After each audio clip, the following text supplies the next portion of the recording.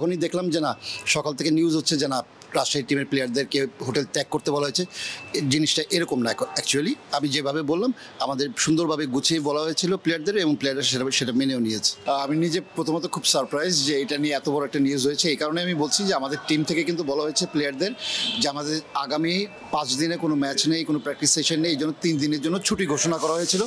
এবং বলা হয়েছিল পাশাপাশি যে যারা ঢাকায় অবস্থান করে তারা চাইলে তারা বাসায় গিয়ে তারা রেস্ট নিতে পারে, চেক আউট করতে পারে। এবং আমরা ফেব্রুয়ারির 1 তারিখে আমরা ডেট দিয়েছি, তোমরা চাইলে তোমরা ফেব্রুয়ারিতে 1 তারিখে চেক ইন করতে পারো।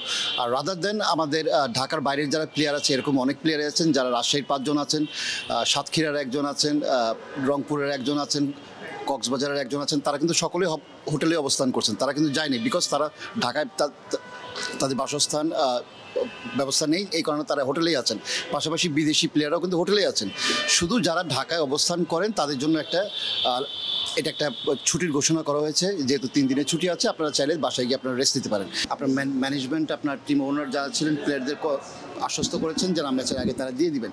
তো এই সমস্ত জিনিস কিন্তু টিমের ভিতরে কিন্তু সব কিছুই ঠিক আছে, কিন্তু বাট ইটস ভেরি সারপ্রাইজিং যে আমাদের গ্রুপ মেসেজগুলো এইগুলো লিক আউট হয়ে যাচ্ছে। দ্যাট ইজ ভেরি এম্বারেসিং এটা আমাদের জন্য। কিন্তু বাট আই ডোন্ট নো এটা কে করছে বা কারা করছে, কিন্তু ইটস ভেরি এম্বারেসিং যে কোনো টিমের জন্যই। ঢাকা ডোমিনেটার্স ম্যানেজার ছিলাম, সেখানেও আপনার পেমেন্ট ইস্যুটা ছিল, সবসময় ছিল।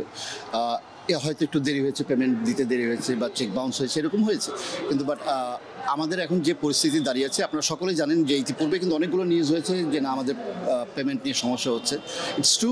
এবং আমাদের প্লেয়ারদের সাথে মালিক পক্ষের যে কথাবার্তাটা, লেটেস্ট যে কথাবার্তাটা হয়েছে, এবং খেলার আগের দিন তিনি বলেছেন যে পেমেন্টগুলো ক্লিয়ার করবেন, এবং প্লেয়াররা আশ্বস্ত হয়েছেন। এবং গতকালকে কিন্তু আমাদের যে বকেয়া যে আপনার ডেইলি অ্যালাউন্সগুলো ছিল, সব সম্পূর্ণ পরিশোধ হয়েছে, টিম সাপোর্টিং স্টাফ থেকে শুরু করে খেলোয়াড়দের। এবং এখন যেরকম আমাদের পরিবেশ আমার কাছে মনে হয় যে বিরাজ করছে, এক্স্যাক্টলি এই পরিবেশটাই থাকা উচিত ছিল, কিন্তু যেটা হয়নি। কিন্তু বাট আমরা শুকর আলহামদুলিল্লাহ যে আমরা এই পর্যায়ে এসে আমরা জিনিসটা আমরা সুন্দরভাবে ভালোভাবে একটা গোছানো একটা জিনিস করতে পেরেছি।